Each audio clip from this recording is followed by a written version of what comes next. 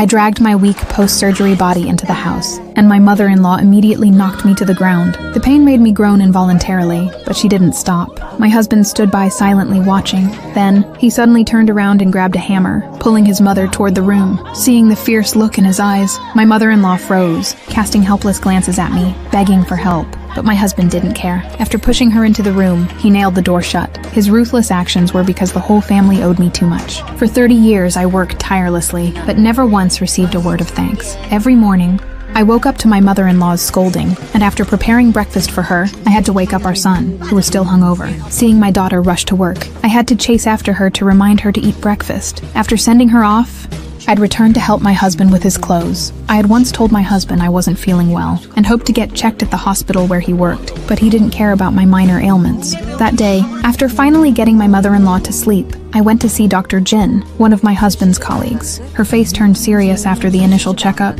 and she immediately arranged for a full-body examination. While waiting for the results, I stayed outside my husband's office, hoping to go home with him, but he still acted cold and indifferent. Then, a phone call broke the silence. 지금 병원 좀 나오세요. 드릴 말씀 있어요. My husband froze after answering it. The diagnosis showed the condition was beyond control, with cancer cells spreading to multiple organs. He couldn't believe it, and after personally reviewing the CT scans, he was filled with regret. He thought back to all the times I had complained of discomfort, yet he remained indifferent. On the way home, thinking about my condition, he couldn't hold back his tears. But when we stepped into the house and saw my mother-in-law tormenting me, he used to ignore it, but now he was overwhelmed with emotions. He shouted at her, demanding to know why she was always so cruel. My mother-in-law was shocked by his unusual behavior. I hurriedly tried to stop my husband, telling him not to treat his elders this way. Just then, our hungover son stumbled home. My husband unleashed all his frustration, scolding him for being useless and wasting his time, while still expecting his mother to take care of him. When I tried to intervene,